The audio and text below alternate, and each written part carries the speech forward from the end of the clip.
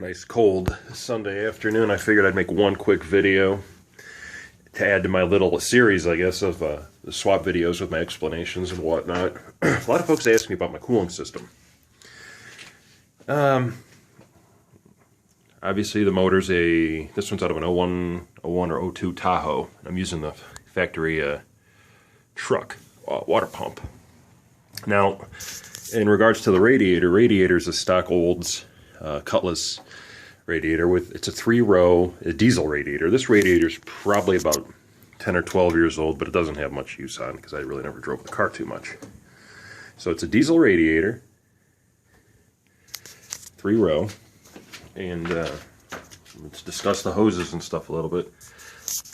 Upper hose is a Silverado or Tahoe hose from the 5.3. The ends are the same size. I just cut it down. I cut down probably close to 16 inches out of it to make it a little more manageable. The bends are not too extreme. Got a little reinforcement action here. This cobbled bit of nonsense is a piece of galvanized fencing. This is my port for my mechanical water temperature gauge. And this little bad boy here, this little 5/16 I think she is.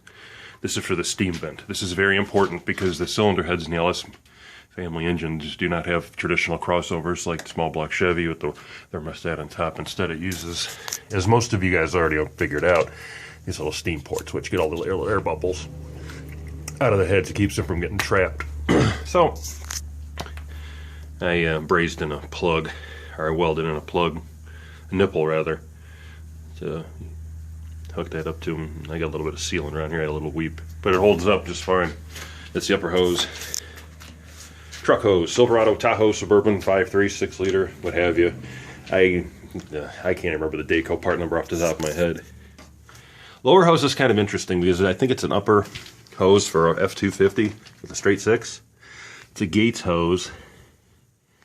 I can't remember. Yeah, I thought it had the sticker on it. I guess not. I think it's 20734. Gates 20734. I'm pretty sure that's the number.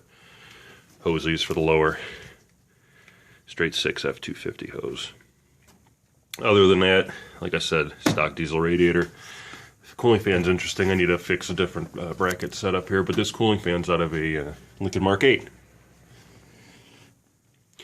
94 through 98 Lincoln Mark 8. It's a 2-speed fan, nice 4,500 CFM airflow capacity with the high-speed Siemens motor.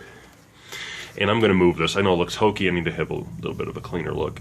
3 relays here. 2 of them control the fan, 1 for each speed. Then go to this little junction box, little fuse box, and then I got an extra relay. What you call? I think it's this one here. It's for my fuel pump. I'm running an electric fuel pump in tank. Other than that, there's not much to it. Factory LS motors, they typically use, like a closed system. There's no, there's no burp tank. Well, I mean, there is a burp tank, but it's not,